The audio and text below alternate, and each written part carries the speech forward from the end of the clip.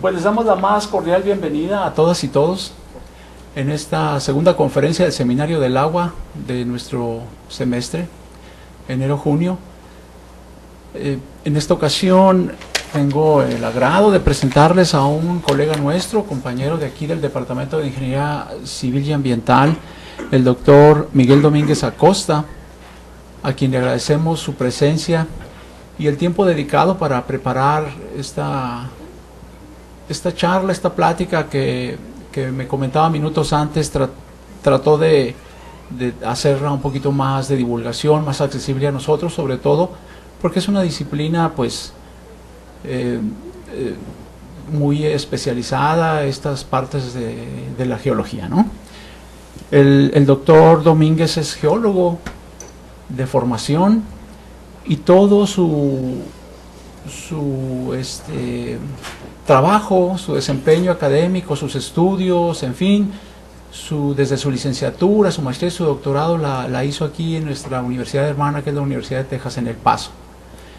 Él estudió geología, tanto su licenciatura como su maestría y su doctorado la enfocó en caracterización del sistema eólico lacustre, lago pluvial Palomas, dunas de Samalayuca. Entonces, bueno, pues seguramente que vamos a aprender mucho en esta mañana. Les reiteramos nuestro agradecimiento y cuando nos corresponda, le toca al auditorio hacer alguna pregunta, un comentario, háganlo por favor. Si tienen dudas, el doctor seguramente está en la mejor disposición de aclararnos nuestras incertidumbres con relación a este tema, que es difícil, pero que seguramente por el esfuerzo que hizo el doctor nos va a ser muy accesible. Y él mismo al final va a decidir qué pregunta, qué comentario fue más interesante, ¿no? Desde la lógica de la conferencia, y a quien resulte ganador le vamos a obsequiar un libro que es el volumen 4 de Nuevos Estudios sobre Agua y Medio Ambiente, que recopila los trabajos que eventualmente vamos juntando de los conferencistas, ¿no? No es una competencia, no quiero que se presionen, actúen con naturalidad. A veces hasta el comentario más sencillo puede resultar interesante y sobre todo pues que va a estar a juicio del conferencista. Simplemente es retomando una propuesta muy inteligente que nos hizo uno de nuestros maestros que nos acompaña ahora, el maestro Enrique Recio, y que volvemos a retomar, pero que también tiene el interés de estimular la participación del auditorio. ¿Estamos bien? Bueno, pues entonces adelante, doctor, y bienvenido y muchas gracias. Muchas gracias, doctor, muy amable. Bueno, déjenme paro, porque así me siento un poco más cómodo cuando hablo. Bueno, como dice el doctor Salas Plata, este es un tema que no es, digamos, muy común, sobre todo en nuestro instituto, dentro de la ingeniería. Es ciertamente un enfoque bastante geológico, pero no creo que sea muy complicado. De hecho, la intención de la presentación es tratar de hacerlo un poco más ameno, muy gráfico, para que ustedes espero puedan tomar un poco de interés al respecto, y básicamente algunas de las cuestiones de las que les voy a platicar el día de hoy son cuestiones que todos las hemos vivido, ¿sí? Que todos estamos conscientes de esto de cierta forma, o bueno, tal vez de manera, valga la redundancia, un poco inconsciente, y sin embargo no entendemos mucho acerca de esta situación. El título es bastante largo, pero básicamente lo que les voy a platicar es acerca de cuáles son las condiciones, ¿sí?, que funcionan a favor y en contra de generar las tolvaneras de fuentes lacustres, quiere decir de paleolacustres, donde alguna vez hubo lagos en nuestra región, que causan estas tormentas de polvo, tormentas de arena, que los que han estado aquí al menos más de una semana en Ciudad Juárez han experimentado, ¿no? Por lo general les digo más de un año, pero bueno, el domingo pasado tuvimos un un buen ejemplo de esta cuestión, ¿no? Entonces, vamos a comenzar. En la plática voy a tratar de plantearles hasta cierto punto cuál es la relevancia de este problema, qué lo hace interesante, por qué hay que darle consideración, algunas generalidades para formalizar un poco la descripción de las fuentes emisoras, y entramos a materia con las condiciones en suelo y sedimentos que permiten o niegan la generación de estas zonas, perdón, de estas tolvaneras. Ok, para empezar, déjenme les muestro una imagen regional. Esta es una imagen satelital de un satélite MODIS, que es un satélite de resolución moderada, tiene píxeles de 250 metros de resolución, y en esta imagen tiene la combinación de bandas 1, 4, 3 en la banda rojo, verde y azul, que nos da una imagen que se conoce como de color verdadero. Es lo que más se asemeja en una imagen satelital a, digámoslo, una fotografía que refleja los colores reales de la superficie terrestre. Solo para que se ubiquen, tenemos aquí algunas de las marcas fisiográficas más relevantes. Tenemos las dunas de Samalayuca, Sierra de Samalayuca, Sierra del Presidio, Sierra de Ciudad Juárez, las montañas Franklin. Nosotros estamos ahí en alguna parte dentro de ese pequeño circulito rojo. Obviamente la región transfronteriza Juárez El Paso, el valle del Río Bravo, Río Grande, dependiendo cómo le quieran llamar, si es aquí o en Estados Unidos. Tenemos las montañas Guadalupe, cerca de Carlsbad Caverns, algunos de ustedes habrá ido. Un lugar que se conoce como Salt Flats, que es un sistema de barrial, una playa.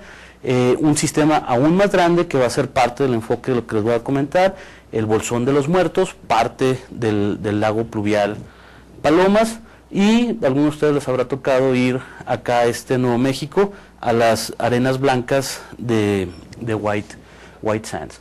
Otro punto de referencia, también tenemos el río Pecos, que básicamente divide la parte norte de Texas con el estado de Nuevo México en los Estados Unidos.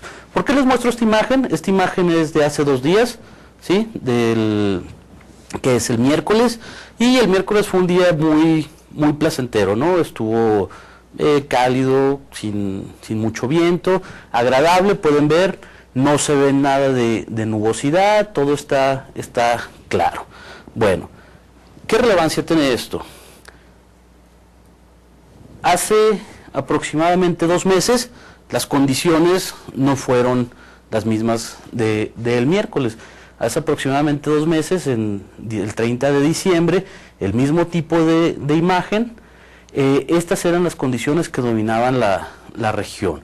Hubo una gran tormenta de arena, se les llama, que en realidad son tolvaneras, polvos, y una de las cuestiones relevantes o de impacto así trascendental para nosotros es la pérdida de visibilidad que ocasionan estas tolvaneras. Una fotografía del diario de Juárez, donde ustedes pueden observar un congestionamiento vehicular a causa de esta reducción de visibilidad en la carretera, y lamentablemente en algunas ocasiones, como fue esta, esa reducción de visibilidad trae consecuencias que todos lamentamos, como es la pérdida de vidas humanas, ¿no?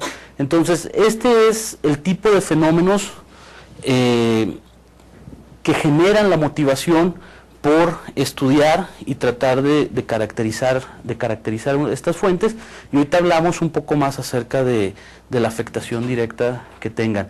Esta imagen, como pueden ver, es de el domingo pasado, ¿sí? El 27 de febrero. Les decía que algunos de ustedes, si estuvieron fuera el domingo, sintieron este evento. Como referencia, aquí se alcanza a ver, esto es lo que parece una V invertida, es el sistema del Bolsón de los Muertos, es una playa, una superficie de lo que se llama también como barrial, y básicamente todo, a excepción de estas zonas muy blancas, todo lo que se alcanza a ver dentro del elipse es una pluma de polvo o una tolvanera que se está emanando de diferentes fuentes en nuestra región. Entonces todo el polvo que respiramos el domingo tiene sus orígenes en diferentes áreas, en especial las áreas que alguna vez formaron lagos, que están al sur y suroeste de nuestra región. Otra vez Ciudad Juárez está en algún punto dentro de ese pequeño círculo rojo. No todas las fuentes están restringidas a esta ubicación dentro del desierto chihuahuense. Hay en la parte aquí limítrofe entre el norte de Texas y el este de Nuevo México, algunas fuentes que tienen un poco más de origen en campos agrícolas. Aquí no se alcanza a ver muy bien, pero básicamente cada una de esas manchones que se ven son plumas de polvo que están actuando. Entonces pueden ver como referencia la magnitud tanto espacial como temporal de estas tolvaneras. Es igual una imagen MODIS, nada más que sí. Mande. Una pregunta. Sí. En la imagen pasada, la tolvanera mayor, se podría decir, es donde está el inicio de las dunas, la arena más suelta. No, las dunas están aquí. Son dos. El campo de dunas está dividido en dos pequeños campos. Uno que básicamente está contenido por la Sierra del Presidio y otro por la Sierra de Samalayuca. Aquí está el campo más grande en la Sierra del Presidio, este es el campo más pequeño, y puedes ver la mayor de las tolvaneras, o al menos la que parece tener mayor intensidad, que es este manchón, se está originando, se está originando de este punto, que es una zona paleolacustre en la latitud de Villa Ahumada más o menos. Entonces es muy similar al evento de diciembre. La flecha apunta más o menos a la altura donde ocurrió esto, que es en la parte de Villa Ahumada. Dígame, doctor. Son imágenes satelitales, sí, de la plataforma MODIS. La plataforma MODIS tiene dos satélites, pertenece a la NASA y tiene dos satélites que orbitan la Tierra, le dan una vuelta a la Tierra cada día. Uno digamos, pasa en las horas matutinas y otro en la parte vespertina.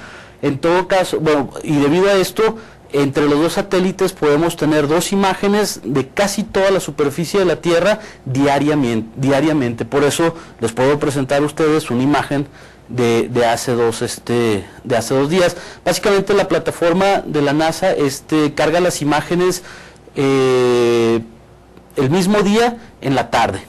Ya para las 6, 7 de la tarde se pueden observar las imágenes de ese día. Son gratuitas las imágenes. Aquí solo les haría la aclaración. Son imágenes georreferenciadas, quiere decir que tienen una referencia geoespacial, pero no tienen información espectral. Ofrece tres tipos de combinaciones de bandas, que ahorita les voy a enseñar algunos de ellos, pero son nada más las imágenes, no viene la información espectral. Y en cambio, esta imagen sin procesar, que también tiene el mismo conjunto de bandas, que tiene una escena mucho mayor, de mucho mayor tamaño. En esta se obtiene información espectral, y alguna gente del programa que le llaman TCEQ, que es la Comisión Ambiental de Texas, Texas Commission of Environmental Quality, creo, algo así más o menos. Ellos manejan un índice de emisión de polvos, y con algunos algoritmos han hecho lo que le llaman matemática de espectral, o de las bandas de la imagen satelital, y logran aislar la firma de los aerosoles, la firma espectral, para que resalte en comparación de la nubosidad. Entonces es el mismo evento, y lo que están viendo en esta parte es esa nube de aerosoles. Y para que se den una idea aproximada, esta es una mera aproximación, esa línea roja tiene o representa una distancia de cerca de 500 kilómetros. Entonces realmente esa tolvanera tiene una longitud aproximada hasta donde alcanza la imagen de unos 700 y cacho de kilómetros, y fácilmente arriba de 200 kilómetros de ancho. Entonces imagínense una nube de polvo, ¿sí?, que está avanzando constantemente y cubre un área bastante considerable. Bueno, déjenme les muestro otras imágenes de eventos pasados, solo para reafirmar la importancia de esto. Cabe la pena decir que estamos empezando nuestra temporada de tolvaneras. Los que ya tienen un poco más de tiempo en la localidad saben que entre febrero, marzo, acá para Semana Santa, es difícil irse de día de campo porque la frecuencia de estas tolvaneras es muy intensa. Aquí les quiero mostrar dos eventos ya pasados. Uno es noviembre 27 del 2005, abril 14 del 2003, pero son dos de los que se consideran de mayor intensidad, al menos de los que han sido registrados por esta plataforma satelital, por los satélites MODIS. Otra vez, el área de referencia, podemos decir, es esta parte del Bolsón de los Muertos. Se muestra aquí a diferente escala. Vean, en este caso es este extremo suroeste del bolsón el que está emitiendo algunas de las plumas de polvo que muestran mayor intensidad. Tenemos otra por acá que es de origen fluvial. Aquí a las que se originan en estos sistemas paleolacustres, les llamamos de origen lacustre.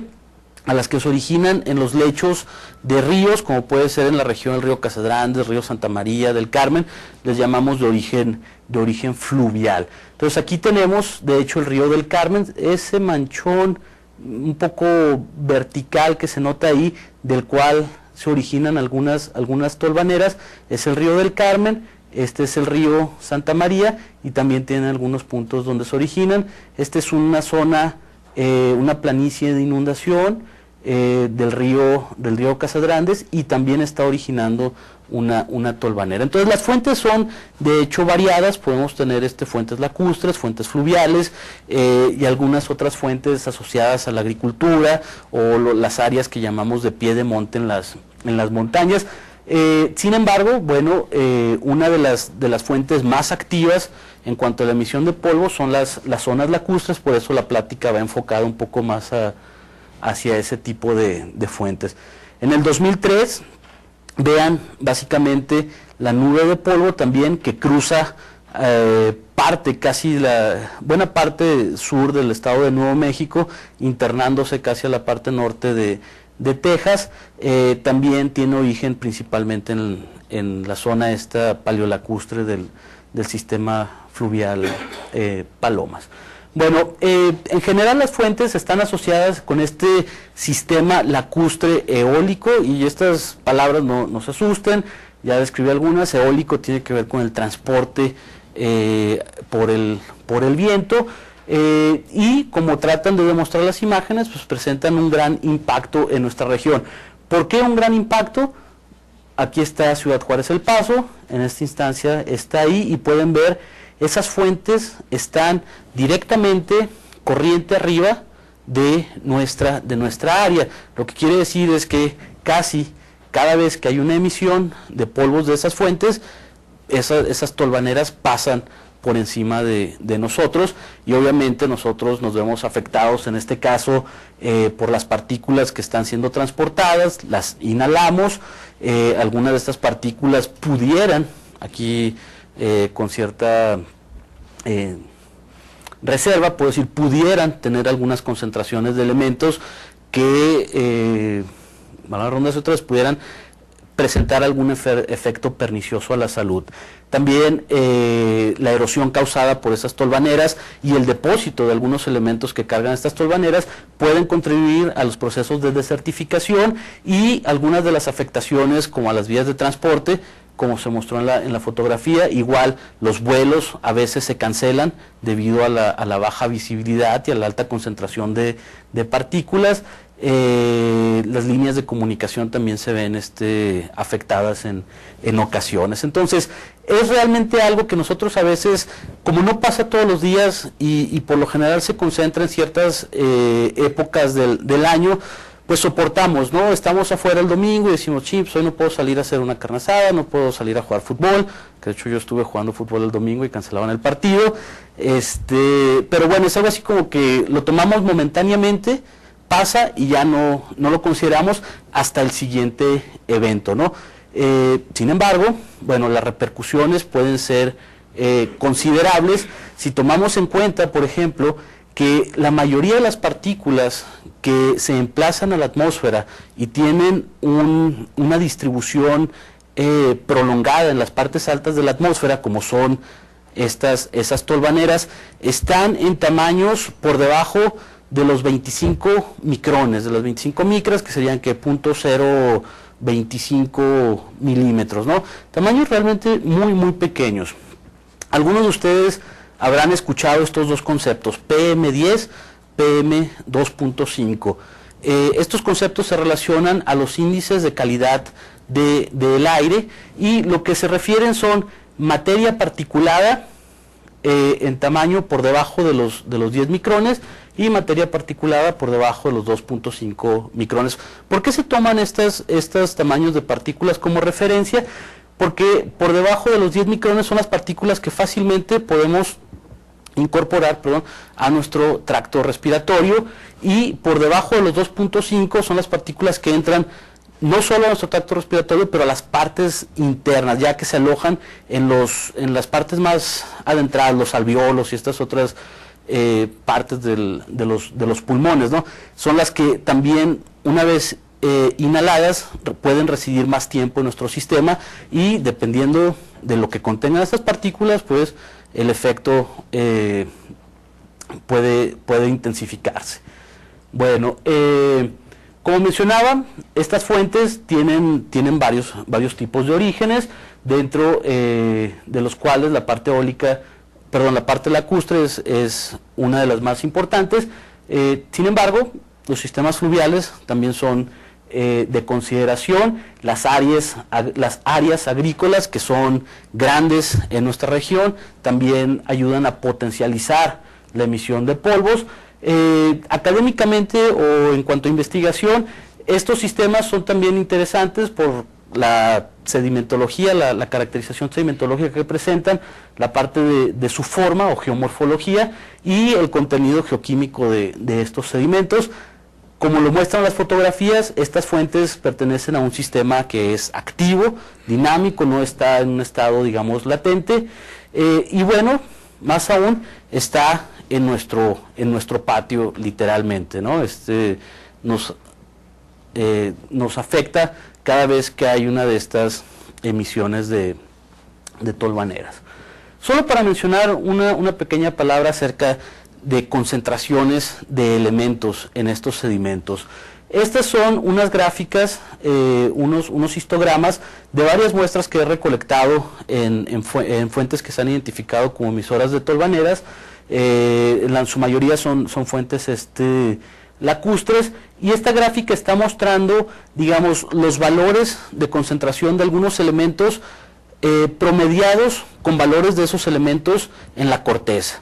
Básicamente aquí lo que se quiere mostrar es simplemente qué elementos están enriquecidos de los valores espectrales de corteza, ¿no? En cuáles, por alguna cuestión, puede ser natural o causada por el hombre, antropogénica, hay valores que se consideran anómalos, enriquecidos. Utilizando esta relación muy simple, se puede considerar que de este factor de enriquecimiento, los valores que están por encima de 10 son los que se pueden empezar a considerar como con cierto enriquecimiento, que va más allá de los valores promedio de corteza. Entonces podemos comenzar a considerar que puede haber una posible injerencia antropogénica en la concentración de estos valores, sobre todo en algunos valores, por ejemplo, que tienen factores de enriquecimiento tan grandes como estos, aunque algunos también pueden ser explicados por la naturaleza del sistema lacustre, en este caso la recarga hidráulica al sistema. Pero en fin, el cloro, bueno, es un elemento importante, aunque pudiera ayudar ayudar entre comillas al proceso de desertificación y aumentar la salinidad de algunas zonas, pero bueno, el cloro y hasta cierto punto el arsénico son elementos comunes en estos sistemas lacustres y ciertamente tienen su origen en los depósitos de evaporitas que se ocasionan en estos barriales, en estas playas. Lo que quiero llamar su atención son a estas dos muestras, ¿sí?, que están caracterizadas como ASC 2 y 3, y vean, los valores simplemente escapan el rango de 100 que se ha puesto para esta escala, y tiene altas concentraciones, en específica la muestra 2, en sodio, azufre, cloro, vanadio, arsénico, brono y molibdeno. Pero son valores que rebasan por mucho esas concentraciones espectrales.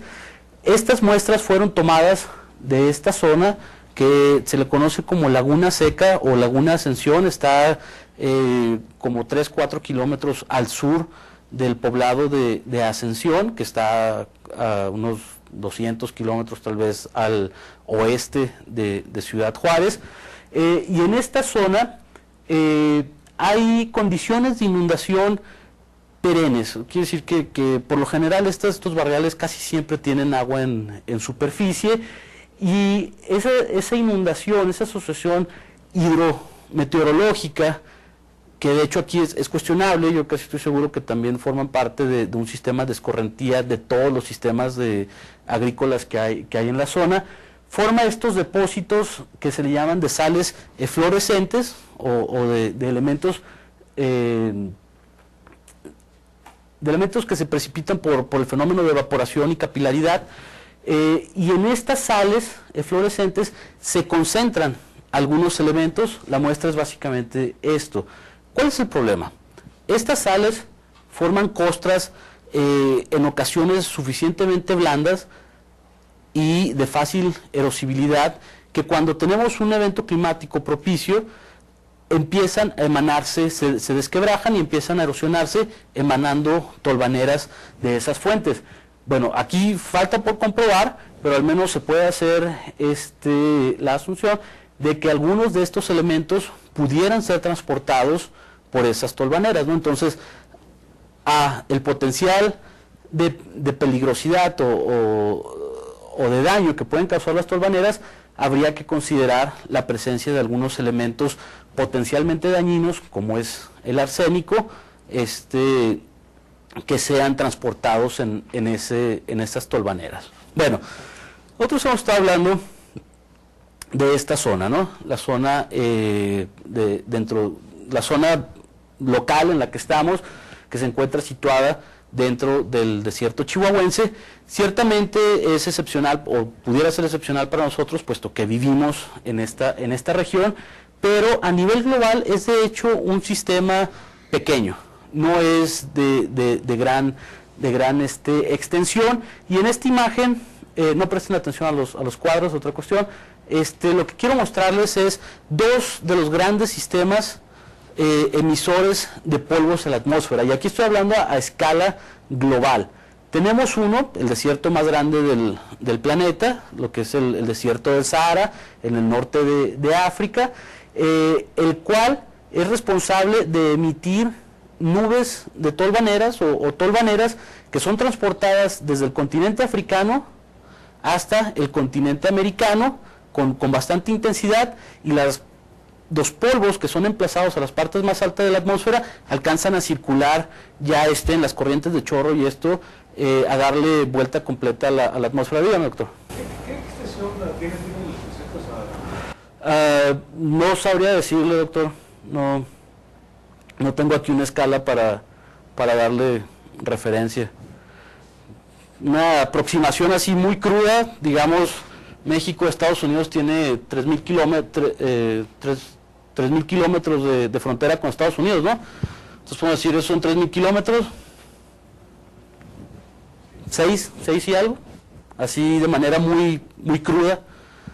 Entonces, el desierto del Sahara, la principal fuente emisora de tolvaneras, y luego tenemos otro en la parte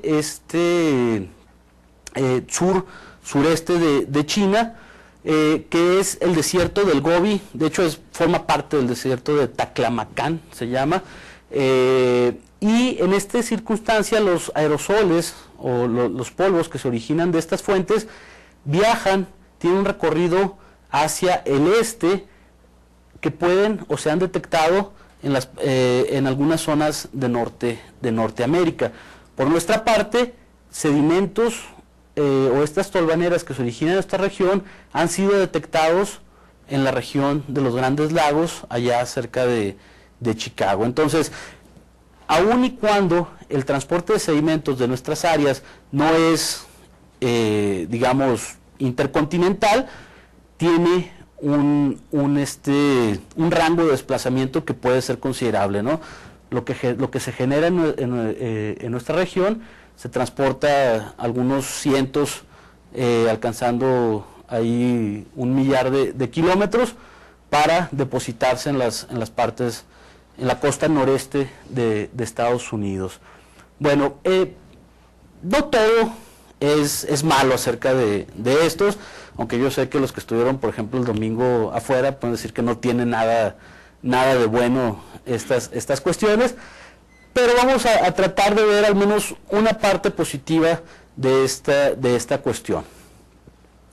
Hay por ahí algunos artículos científicos, ¿sí?, que están tratando o que han tratado de documentar el efecto de estas nubes de minerales, en específico las que se transportan del norte de África, el efecto que tienen en sistemas como por ejemplo el Amazonas, ¿sí? Hay algunos artículos que argumentan que el Amazonas, el sistema ecológico, solo puede subsistir gracias a la entrada o al input de nutrientes, de minerales que forman nutrientes que se derivan de estas zonas.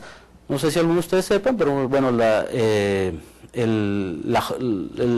ecosistema de jungla o de bosques lluviosos, o perdón, zonas selváticas, es muy pobre en nutrientes. Tiene una capa de suelo muy pequeña, de muy bajo espesor, pobre en nutrientes, porque toda la lluvia lixivia los nutrientes y los dispersa, ¿no? No hay una verdadera acumulación. Entonces eso es lo que estos autores sugieren, que el aporte de minerales a través de tolvaneras sirven como fertilizante, en este caso nutrientes para este tipo de sistemas, igualmente para ecosistemas oceánicos en el Atlántico, ¿no? Argumenta este autor o estos autores que varios de la productividad oceánica que se encuentra en el Atlántico tiene que ver con esta entrada de nutrientes, de minerales que forman nutrientes. Entonces, se le puede ver el punto amable hasta cierto punto, siempre y cuando no te toque estar expuesto a una de estas tolvaneras.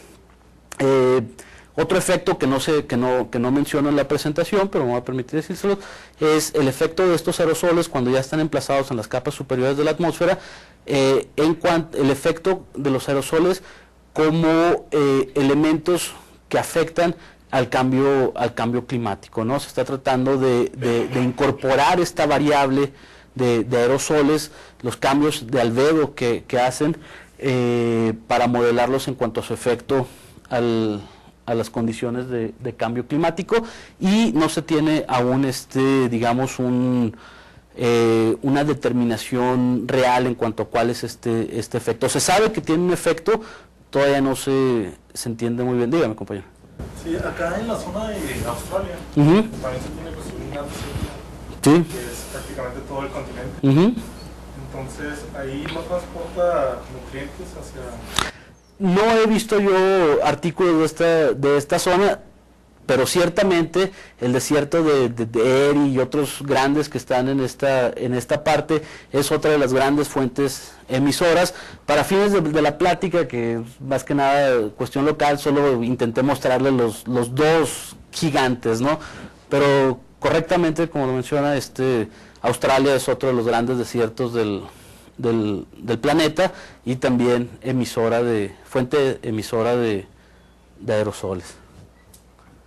Bueno, entonces vamos a hablar un poquito, nada más una descripción para que no pase inadvertida, una descripción de las generalidades, digamos, geológico-científicas de estas fuentes emisoras. Les voy a hablar un poquito de dónde se localiza, cuál es la fisiografía que define estas fuentes y una breve descripción de los tipos de rocas asociados con estas fuentes o la litología generalizada, y al final enseguida hablamos entonces de las condiciones ya de manera puntual que ayudan a generar estas tolvaneras. Bueno, las fuentes, aquí tenemos delineado en rojo lo que sería parte de este sistema paleolacustre, el lago pluvial Palomas. Como punto de referencia, aquí abajo tenemos más o menos la localidad de Villa Ahumada. Las Cruces está más o menos aquí, entonces alcanza una latitud más o menos de Villa Ahumada hasta Las Cruces, es alrededor de 200 kilómetros de longitud, ¿no? Es considerable. En su punto más ancho alcanzará una longitud ahí de unos 45 kilómetros. La extensión lacustre, si hablamos estrictamente, tiene su límite más o menos hasta por aquí, que sería unos cuantos kilómetros adentrándose al territorio americano.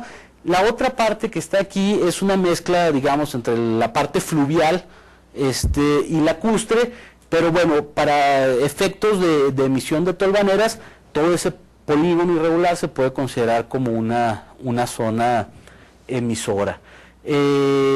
Tenemos el área, lo que se le considera por algunos como el área Metroplex, Ciudad Juárez, El Paso, Las Cruces, que son impactadas por todas estas fuentes. De igual forma, este sistema se localiza dentro de lo que llamamos el desierto chihuahuense, y en condiciones, digamos, semiáridas, algunas de las características que tenemos. Vamos a hablar un poquito de la fisiografía o qué le da origen a estas fuentes. La región en la que estamos, fisiográficamente hablando, se encuentra enclavada en un sistema que se conoce como de cuencas y sierras, o en la mayor parte de la literatura el Basin and Range. Este sistema lo que describe son grandes cuencas, ¿sí?, con una orientación alongada, una orientación axial, digamos, casi norte-sur, noroeste-sureste, que están intercaladas por afloramientos rocosos, en este caso cadenas montañosas. Entonces tenemos una secuencia de sierras, cuencas, sierras, cuencas, sierras, cuencas, sierras, cuencas, y así nos vamos, ¿no? El origen de esto tiene esta fisiografía tiene un origen en deformación a escala de corteza, originada por el movimiento de placas tectónicas. No vamos a entrar a ver esto, pero esa es más o menos la relación de estas sierras y cuencas. Y esto viene a ser importante porque ayuda, esto genera, la formación de estas cuencas genera, digamos, el envase en el cual se depositan los sedimentos que eventualmente son emitidos como aerosoles, en lo que conocemos las áreas como las áreas de barrial o estas superficies de playa. Bueno, están enclavadas en el desierto chihuahuense y, como todos sabemos, tenemos veranos cálidos, inviernos muy fríos, una baja precipitación, tormentas de arena frecuentes, y básicamente tenemos dos temporadas, ¿no? Una en primavera y una en invierno, para las cuales la dirección prevalente del viento varía un poco. En general, las más intensas en primavera, como son las que estamos entrando en este momento, tienen o responden a una dirección prevalente del viento que se origina del suroeste. Esto es lo que ocasiona que el viento que viaja en esta dirección erosione todos los sedimentos de estas cuencas y sean transportadas viento abajo hacia el noreste, pasando por nuestra por nuestra localidad. En invierno la dirección cambia un poquito, la dirección prevalente del viento cambia un poquito y es más que nada del norte, ¿no?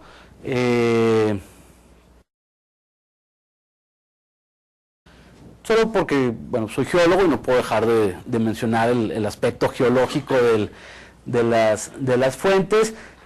Una pequeña caricatura ahí del sistema pluvial.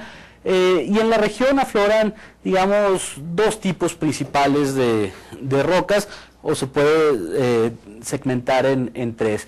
Tenemos algunas de las rocas más antiguas de edad paleozoica, arriba de 250 millones de años, que están concentradas, digamos, en la zona este y mayoritariamente están compuestas por calizas, lutitas, areniscas, este tipo de rocas sedimentarias de origen oceánico. En la parte oeste de la región tenemos presencia de rocas ígneas de edad terciaria, de los dos grandes grupos de las rocas ígneas, que son intrusivas y extrusivas, llámese rocas de origen volcánico y rocas de origen plutónico. Todo lo demás, bueno, estos son los tonos rojizos, rosados, las otras rocas son las de tonos verdosos. Lo que está en tonos amarillentos o amarillos son sedimentos que varían en su grado de consolidación, pero pueden ver que la mayoría de la superficie de la región está dominada por estos sedimentos que son de origen reciente, ahora del cuaternario Holoceno, algunas un poquito más, y tienen origen aluvial, lacustre, fluvial y eólico, ¿no? Quiere decir origen, erosión por corrientes y gravedad, lagos, ríos y viento. Entonces es más o menos un panorama generalizado de la geología de la región. Bueno, vamos a entrar un poquito ahora sí a lo que era... La última glaciación fue la de Mankato, ¿no? La última glaciación fue en el Pleistoceno, doctor, a finales del Pleistoceno, y la última máxima en esa glaciación está marcada entre 8 y 18 mil años. Sí. Ahí pasando ¿cuál es el...? Ahorita me acuerdo del periodo más... No me acuerdo, pero esa es más o menos la etapa pico de la última glaciación. Bueno, vamos a empezar voy a empezar a platicarles acerca de estas cuestiones que condicionan la emisión de las tolvaneras. Voy a acelerar un poquito el paso y vamos a empezar con las que favorecen la emisión y terminamos hablando con las que precluden hasta cierta forma la emisión. Hay algunas condiciones que pueden estar, dependiendo de las circunstancias del suelo, actuando a favor o en contra. Una de las cosas, cuando yo hice esta investigación que formó parte de mi tesis doctoral, no realmente pensé en el control, digámoslo, hidrometeorológico o la parte del control del agua en cuanto a la emisión de fuentes, ¿no? A veces uno las ve, las analiza y las considera como ya un hecho, pero nunca me había puesto a pensar realmente cómo tenían ese efecto. Y ahora que estaba armando la presentación me di cuenta que la mayoría de las condicionantes para la emisión o los orígenes de alguna u otra forma se pueden ligar a controles hidrometeorológicos o climáticos. Bueno, algunas de las cuestiones, por ejemplo, que ayudan o actúan a favor de la generación de emisiones son la baja precipitación, ¿sí? Condiciones de aridez, que obviamente tiene un control hidrometeorológico climático, las altas temperaturas, otra vez que propician estas condiciones de aridez, y un efecto combinado que puede ser temporadas de sequía prolongadas, ¿no? Todos estos factores ayudan a potencializar la capacidad de una superficie para emitir para ser erosionada y para emitir tolvaneras. En estas tablas se muestran rangos máximos de temperatura y precipitación en 2 periodos. Es un estudio que analiza la frecuencia de sequías prolongadas en México, y podemos ver, por ejemplo, que del 94 al 2004, que este estudio plantea que a partir de 2004 más o menos empieza a salir, al menos en nuestra zona, de las condiciones esas de sequía prolongadas que veníamos sintiendo. Yo sé que para nuestra región es básicamente hasta el 2006 cuando realmente se considera que salimos de esa sequía prolongada de casi 12 años que tuvimos. Pueden ver aquí en los meses de enero a mayo, por ejemplo, la temperatura máxima en la escala se registraron aquí en nuestra región, y en precipitaciones, las partes más bajas de precipitación, por ejemplo, también estuvieron centradas, o en nuestra región hubo alguna de estas condiciones. Bueno, entonces, la temperatura, la precipitación y la aridez generada por estas 2 condiciones ayudan a potencializar el efecto de erosión de una superficie para emplazar aerosoles a la atmósfera. De igual forma, la fisiografía de una cuenca o la forma de una cuenca puede tener un efecto que le ayude a potencializar esta emisión de polvos. En este caso les estoy mostrando imágenes de dos de estas cuencas. Una que es relativamente pequeña, se llama Laguna de Patos, está justo al noreste de Villa Ahumada. Esta es una imagen panorámica, vean una superficie plana, alongada, extendida, y esta es una parte de un acercamiento a lo que es esa superficie, una pequeña tolvanera ahí levantándose, y es utilizada como vía de acceso para algunas de las rancherías que hay por ahí. Aquí tenemos la parte del Bolsón de los Muertos, algunos reconocerán ahí el banco Lucero. También está al oeste de Villa Ahumada, como 10 kilómetros al oeste de Villa Ahumada, y este es un acercamiento a la superficie de esa cuenca. ¿A qué me refiero? Nada más para decirles con superficies, cuencas elongadas. Por ejemplo, en negro, que es el Bolsón de los Muertos, es a que tienen una longitud mayor a su ancho. Esto ayuda a tener superficies planas, extensas, que facilitan la erosión de las mismas. Entonces, tener cuencas no profundas con superficies planas y largas ayuda a que los efectos de erosión sean más pronunciados y la cantidad de aerosoles que se emiten sean mayor. En este caso, la forma de una cuenca tiene un control estructural, no tiene relación directa con fenómenos hidrometeorológicos, pero los sedimentos que se depositan para llenar esta cuenca, dado que son de origen fluvial y lacustre, pues el control es ciertamente hidrometeorológico, ¿no? Es la parte de relación con el agua. Bueno, el hecho de que algunas de estas cuencas, aquí vemos en la imagen Laguna El Fresnal, Laguna Guzmán y Santa María, el Bolsón de los Muertos queda hacia el este, fuera de la imagen. El hecho de que estas cuencas estén flanqueadas o delimitadas por altos topográficos ayudan a generar un efecto de potencialización en las corrientes de viento, que incrementan la fuerza de estos vientos y por ende la acción erosionante de los mismos en las superficies planas.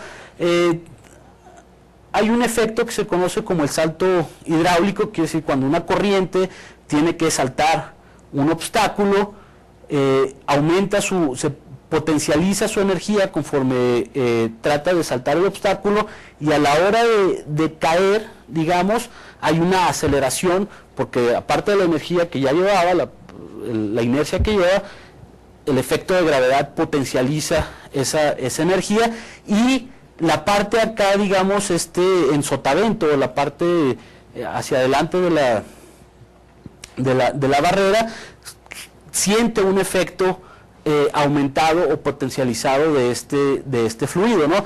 En este caso tenemos la dirección del viento, que es en ese sentido, tenemos sierra, cuenca, entonces el aire viene aquí, aumenta su potencial, baja con mayor aceleración y pega en las superficies planas con una energía mayor a la velocidad general, potencializando el efecto de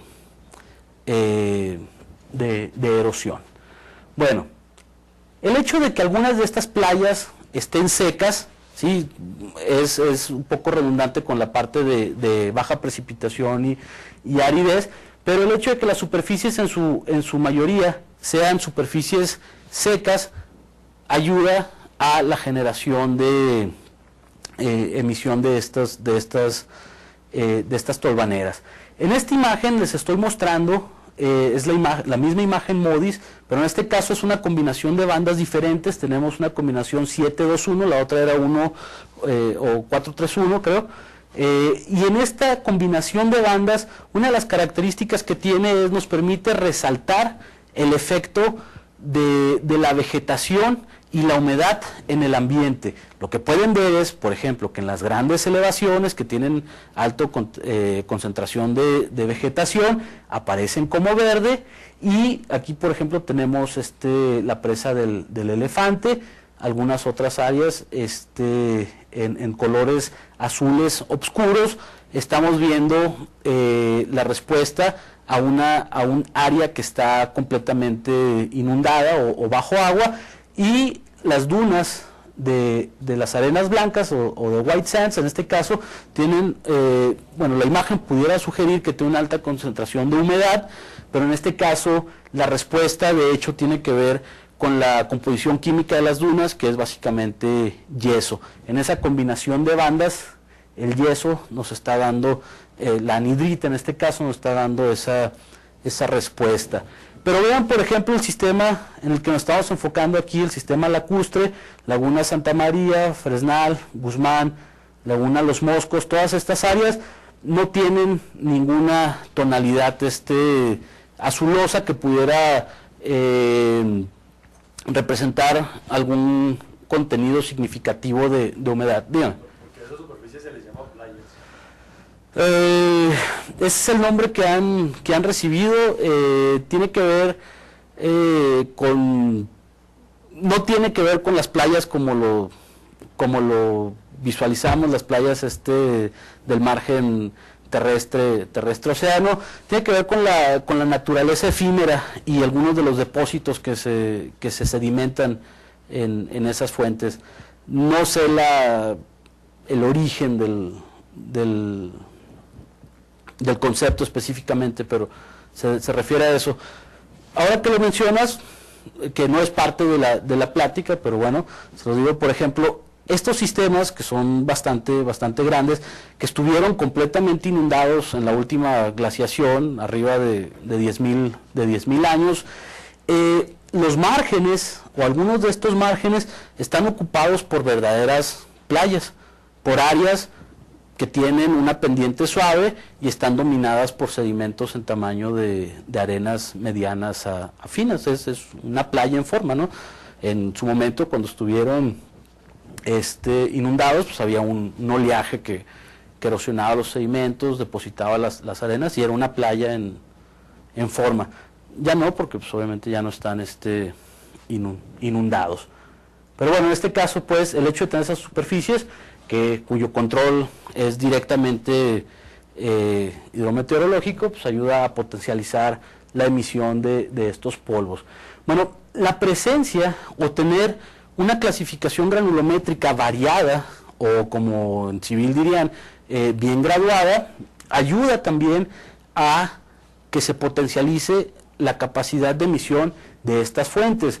En estas dos imágenes les estoy mostrando una superficie, digamos, arenosa limosa, y acá una más de gravas limosas, gravas arcillosas.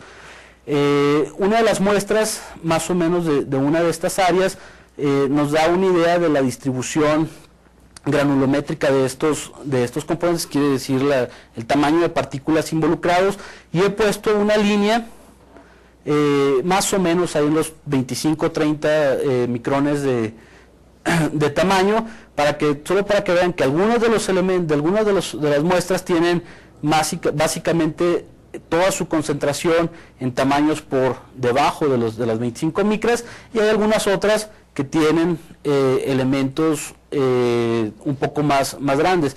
De hecho, estas dos que son de una misma área, esta muestra fue tomada en el margen este, más o menos la parte de transición entre lacustre y zona eólica, por eso hay una concentración preferencial de elementos más grandes, y esta fue tomada en la parte central de la zona lacustre, por eso tenemos una concentración de elementos más finos, pero la combinación de ambos elementos ayudan a aumentar el potencial de emisión, porque a veces estas superficies limoarcillosas o arcillo-limosas, con alto contenido de arcillas, forman costras que son muy endurecidas en superficie. Es como cuando ustedes han visto en la calle el lodo que se deseca y forma costras bastante duras, ¿no? A veces esas costras de hecho son muy resistentes a la erosión, ¿no? Y se necesita material suelto o no consolidado que pueda ser transportado por encima de estas superficies, que actúe como agente erosionador. Entonces no basta con tener el tamaño de partículas correcto, porque a veces las partículas se pueden concentrar en superficies endurecidas, sino que a veces hay que contar con ese material abrasivo, que sirva como abrasivo, que al transportarse por saltación por encima de esas superficies va erosionando las partículas de menor tamaño y ayudando al emplazamiento de estas. Eso es un tipo de meteorización mecánica o erosión mecánica, y hay otros factores también que generan erosión mecánica a escalas menores, ¿no? Bueno, otros factores que actúan a favor de la emisión de estas tolvaneras son tener zonas de inundación preferencial. Estas zonas de inundación preferencial que reciben todo el escurrimiento fluvial ayudan a generar una recarga de sedimentos. Cuando va corriendo un cauce de un arroyo, va arrastrando todo tipo de material con ellos, y en suspensión lleva materia fina, materiales finos, que eventualmente cuando llegan a su punto final de descarga se sedimentan en ellos, ¿no? Son estos materiales que pueden servir como fuentes de aerosoles. El hecho de tener un nivel freático somero también ayuda a potencializar o a generar aerosoles por crear alguna de estas costras eflorescentes, que también tienen que ver con los efectos de capilaridad, ¿no? Tener el agua subterránea cercana a la superficie ayuda a que el efecto de capilaridad contribuya sales a la parte superficial, y se generan estas costras que les había platicado. Para ejemplificar la recarga de sedimentos, estoy mostrando estas dos imágenes. En este caso, la superficie ha sido erosionada y solo quedan las partes duras de esos limos. Ahí no hay mucho que erosionar, a menos de que sea bombardeado por material más grueso, pero en esta otra, esa misma superficie tiene una microcostra o una pequeña costra de materiales muy finos en tamaños de arcillas, que están con baja cohesión y son más susceptibles a ser erosionadas. Bueno, de igual forma, la ausencia de grandes elementos de aspereza superficial ayuda a potencializar eso. El efecto de erosión es más grande en una superficie plana que en una superficie rugosa, porque una superficie rugosa ayuda a disminuir bueno, de hecho, ayuda a disminuir la erosión de la misma. Entonces, si tenemos vegetación presente en esa superficie, disminuye el potencial de esa zona para emitir. Si tenemos, digamos, rocas gravas de tamaño considerable, ayudan a disminuir el potencial, pero en la mayoría de las circunstancias en estas zonas las superficies están bastante desoladas y denudadas, y son, como en otras fotografías que se han mostrado, bastante planas y lisas, que permiten pues esa erosión eólica. Una imagen, esta imagen se está viendo de a oeste es sobre la carretera número 2 hacia Agua Prieta. Es la parte donde, una pendiente donde se baja a la superficie del lago pluvial Palomas, antes de llegar al entronque al entronque Palomas. Una imagen donde se captura unos de estos eventos de emisión de aerosoles. Bueno, como esas otras superficies de esas costras arcillosas, algunas superficies forman altas densidades de estas costras. Estas costras básicamente están sueltas en la superficie. Estas son muy grandes, y al menos las de menor tamaño, aquí estamos viendo con espesores, digamos, de alrededor de 1 milímetro o menos, son bastante finas. Aquí el espesor ya está más cercano a los 5 milímetros o más grandes, y al menos las más finas son fácilmente erosionables y que convierten rápidamente en aerosoles que pueden ser transportados a la atmósfera. Y obviamente el control de esto es el contenido de humedad de la superficie y o la precipitación que haya sufrido esa superficie, ¿no? Entonces, la formación de esas costras ayudan a potencializar ese efecto de generación de aerosoles.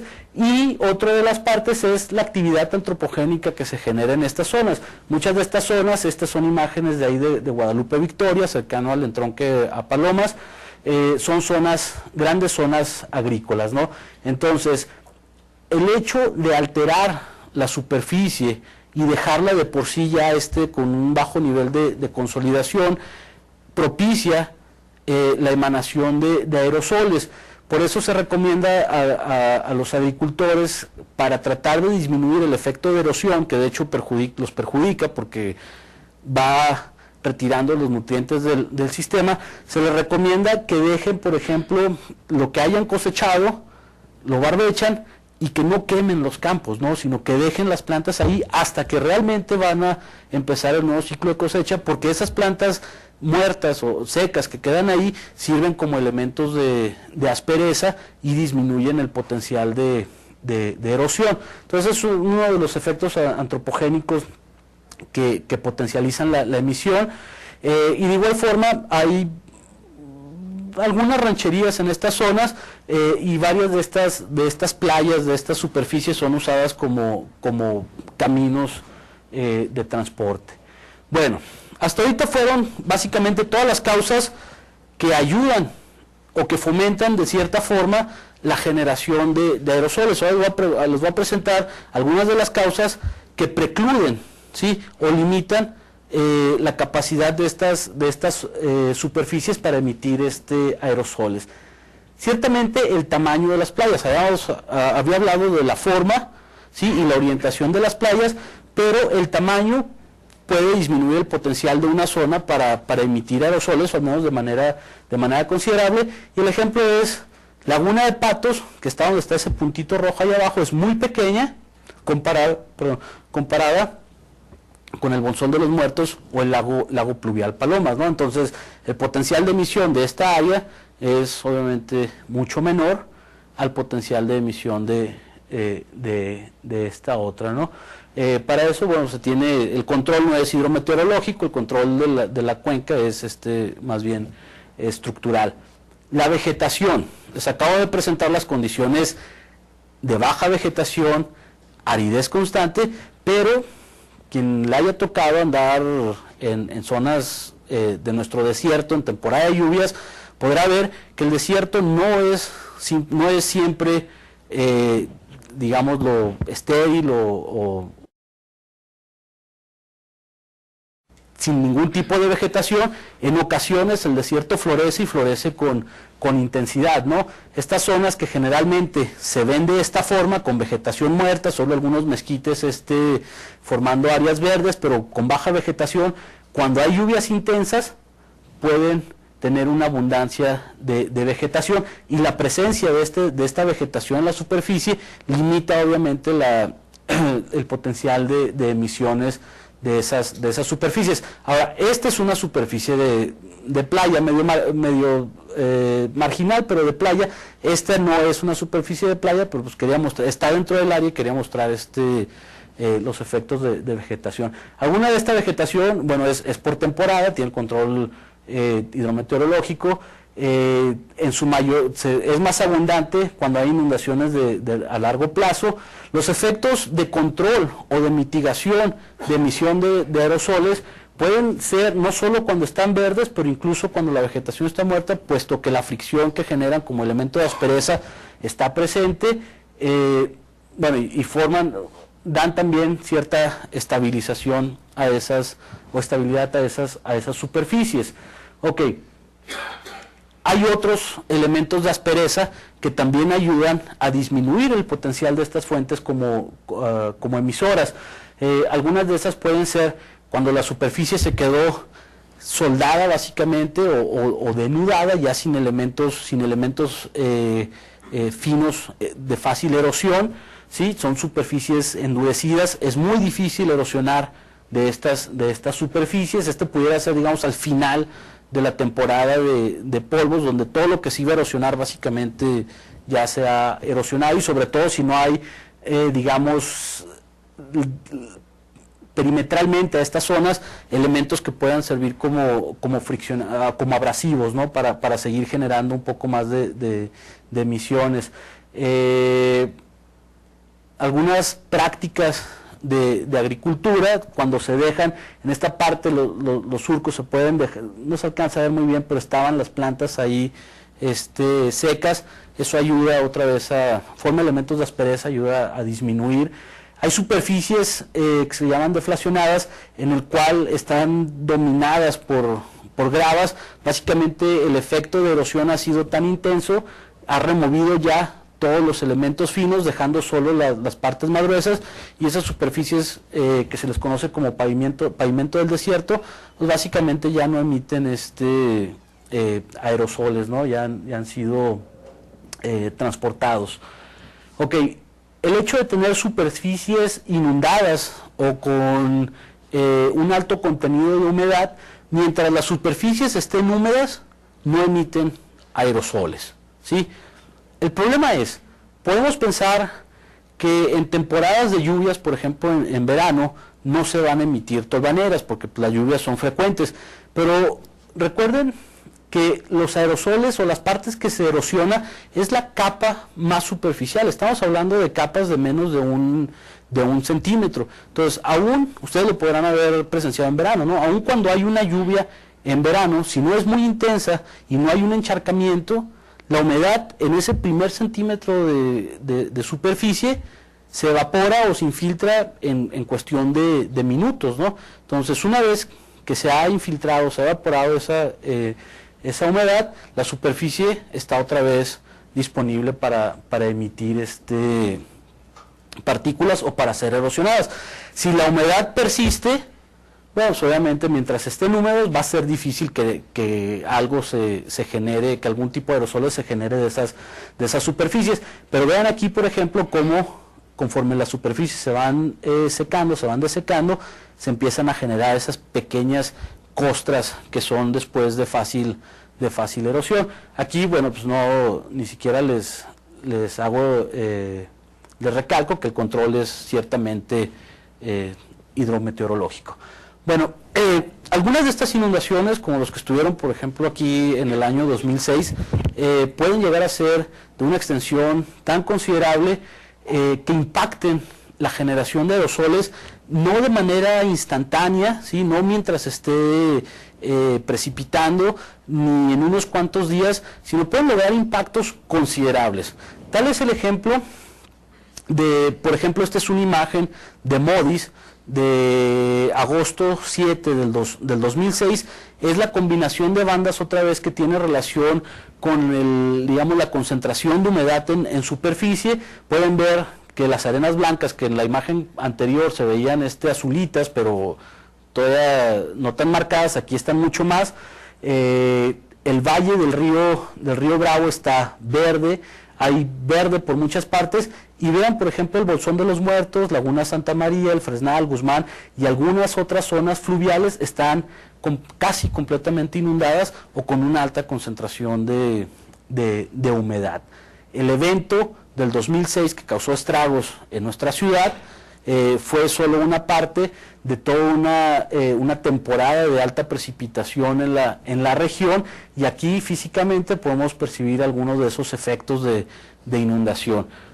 Solo para que comparen, vean en 2006 la extensión de inundación, y hace, digamos, el miércoles cómo estaba, ¿no? Comparen, lo único que se ve es más o menos eso, y ya les digo que es más que nada una respuesta a la composición de esas arenas, nada que ver con esos eventos. La relevancia de un evento tan considerable es, por ejemplo, que después de este evento de precipitación anómala en el 2006, durante el 2007 y casi la primera parte, todavía durante el invierno del 2008, digamos los meses de enero, febrero del 2008, no se detectó o no se pudo contabilizar ninguna tolvanera en las imágenes satelitales. Básicamente yo y un grupo de personas con las que colaboro hemos tratado de seguir en las imágenes MODIS, de identificar los días que ha habido emisiones de tolvaneras, como algunos de los que les he mostrado, y durante el 2007 y parte del 2008 no hubo ninguna. Entonces, los efectos por humedad en la superficie, intensidad de la vegetación y otros efectos que pudiera haber causado que causaron estas inundaciones, lograron hacer que los polvos, las tolvaneras, no se emitieran por un periodo de un poco más de un año, ¿no? Entonces ese control hidrometeorológico es a ese nivel sumamente importante para evitar la generación de esas tolvaneras.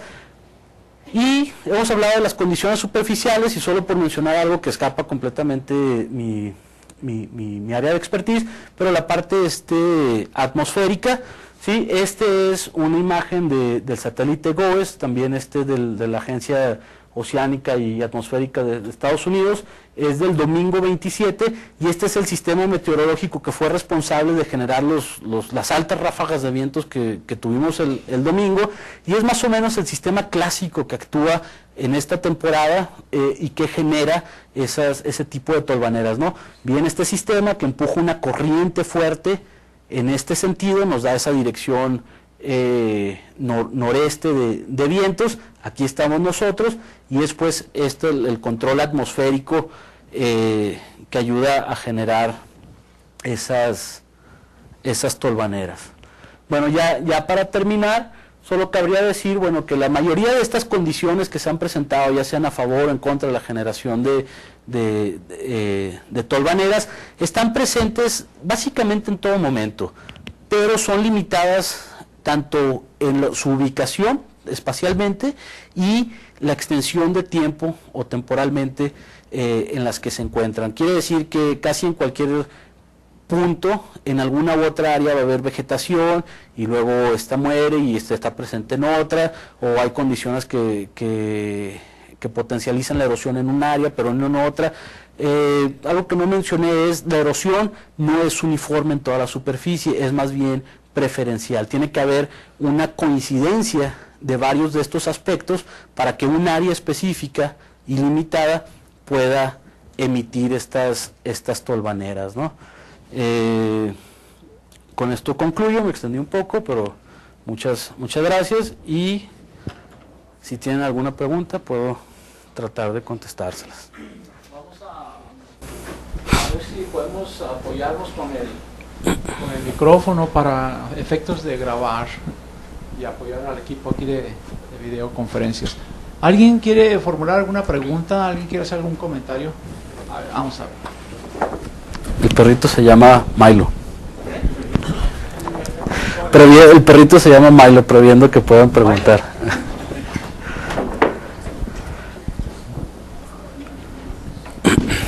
Sí, oiga doctor, ¿cómo determinan ustedes el destino final de las partículas o del polvo? Por ejemplo, porque comentaba usted que en el desierto de Gobi viajaban hacia América, y del desierto del Sahara iban hacia Sudamérica. ¿Cómo determinan o cómo saben que proviene de allá? gente que hace modelos atmosféricos básicamente pueden identificar los vectores de desplazamiento y de magnitud de las corrientes atmosféricas, y hay lugares dentro del NOAA, por ejemplo, donde puedes consultar las corrientes que estuvieron presentes en algún otro punto en fechas específicas, y hay gente que se encarga de modelar este transporte. La parte que yo he tenido más que nada tiene que ver con la caracterización de las fuentes, pero esa es otra gente, se ha encargado de la dispersión y trayectoria de las partículas. Tiene que ver con los modelos atmosféricos, que son, digamos, de uso común hasta cierta parte. Creo que las composiciones químicas también se pueden identificar, ¿no? Porque del Gobi o de Sahara o la composición química de la... Sí, claro, una de las prerrogativas de este estudio, o que le da origen, es parte de un estudio mucho más amplio, que tiene que ver con identificar las firmas geoquímicas o las firmas químicas de estas diferentes fuentes, para, primero, determinar si hay algún potencial pernicioso en los elementos, ¿no? Digamos, como Laguna Seca, que tiene altas concentraciones de arsénico, y poder dar alguna sugerencia cuando veamos que esa fuente está activa. Y la otra es, con estas firmas geoquímicas, cuando esos aerosoles son recogidos, digamos, por muestreadores de PM10 o cualquier otro tipo de muestreador de aerosoles en zonas urbanas, también se pudiera eventualmente decir, este evento tiene partículas de X o Y zona, ¿no? Entonces, sí, eso también ocurre a escala global, ¿no? La composición de los sedimentos en nuestra región es significativamente diferente, o puede tener elementos trazas considerablemente diferentes a los del desierto del Gobi o del Sahara o de Australia o de cualquier otra parte, ¿no? Y esto tiene que ver con el origen geológico de esos sedimentos, ¿no? Las rocas que afloran y de las cuales se generan. Doctor, ¿se podrían prever alguna gran tolvanera en el futuro? Siempre y cuando esas condiciones o algunas de esas condiciones estén dadas, ciertamente. O sea, esto es algo que va a seguir ocurriendo, ¿no? Una de las cosas que no se ha previsto, y no he visto todavía a alguien que proponga una forma de mitigarlas, tiene que ver con la extensión de estas áreas, ¿no? ¿Cómo logras mitigar un área, una superficie que tiene 150 kilómetros de largo por 30 de ancho, ¿no? O sea, es una superficie muy vasta. Entonces la fuente ahí está, el espesor de esos sedimentos es de cientos o hasta miles de metros, 2-3 kilómetros de profundidad de sedimentos en algunas de estas cuencas estructurales. Entonces los sedimentos ahí están. Mientras haya aire, mientras las condiciones sigan siendo áridas y no se puedan estabilizar esas superficies año con año, en algún momento, en alguna ubicación se van a coincidir estas condiciones y van a emitir, alguna fuente va a emitir tolvaneras. Sí. Mi pregunta es que si alguna vez han pensado en usar esas cuencas como un recurso energético. ¿Te refieres, por ejemplo, para energía eólica o de qué? Que son áreas grandísimas, ¿no? Uh-huh. Y eso son por días, ¿no? Por días se hacen eso. ¿Alguna vez han pensado en meter áreas? No sé si específicamente en las partes bajas, en las cuencas, pero ciertamente ya hay proyectos para generación de energía eólica en la región. Se está trabajando, no de mi parte, pero creo que con convenio gobierno del estado o ACJ para un parque eólico en la Sierra de Juárez, entonces la Sierra del Presidio. Entonces en la región hay ya consideraciones para para cosechar ese tipo de energía. Yo hablaba de una potencialización del viento en la parte baja, pero ciertamente en las partes altas hay todavía intensidades más fuertes, nada más que en lo que respecta a aerosoles, pues ahí no hay nada que erosionar, ¿no? Por eso esos parques eólicos están proyectando más a las zonas altas.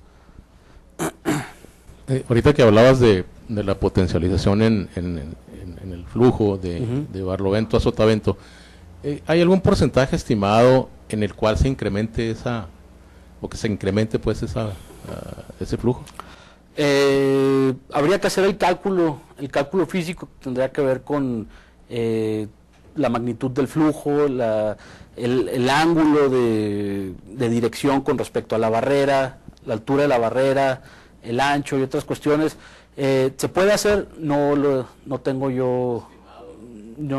idea si algún número. Tendría que poner de acuerdo con algún físico para que ayudara ahí con el cálculo. Sí.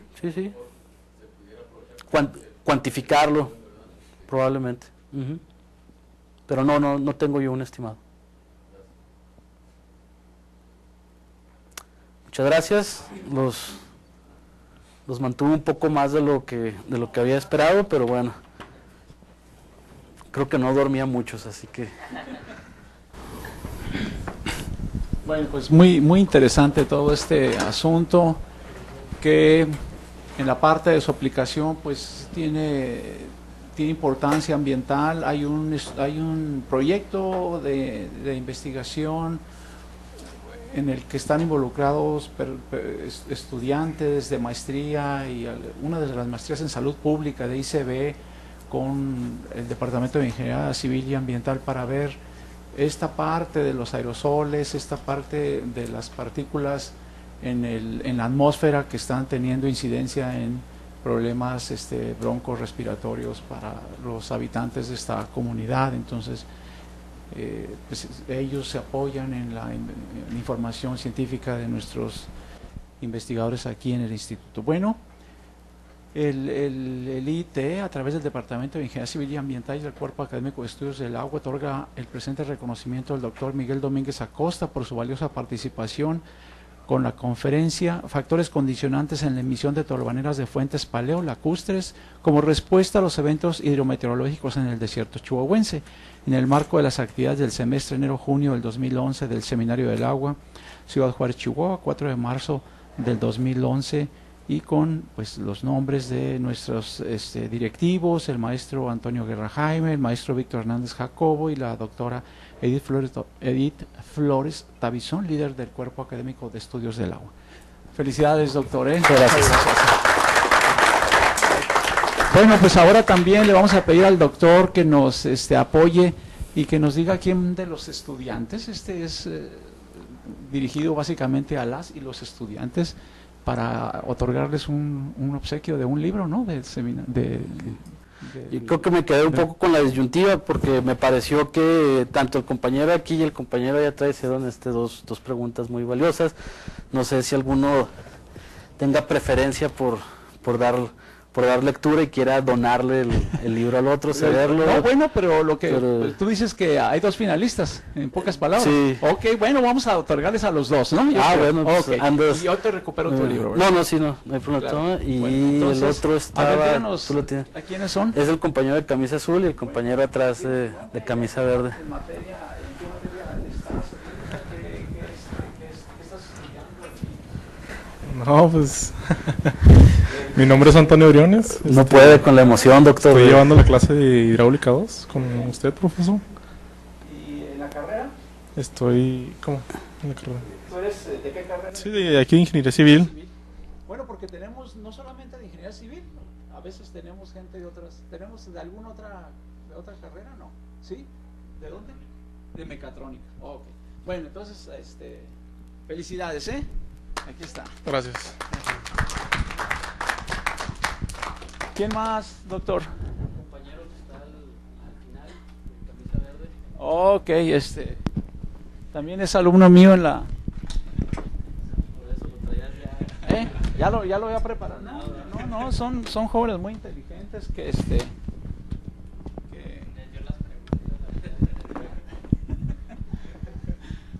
Platícanos de ti, José Ángel. Sí, mi nombre es José Ángel Varelas, soy alumno del doctor aquí, en la clase de hidráulica 2 y curso la carrera de Ingeniería Civil aquí en el instituto. Felicidades.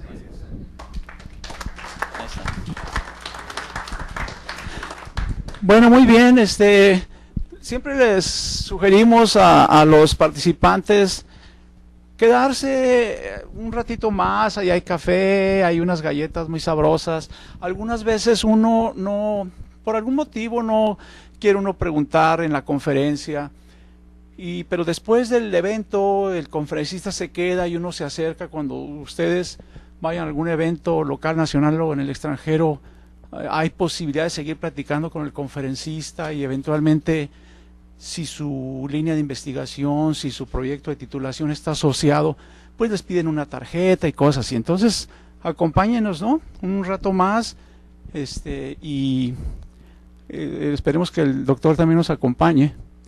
Y pues muchas gracias por su participación, al doctor, por su excelente conferencia, y nos vemos en 15 días por aquí. Gracias,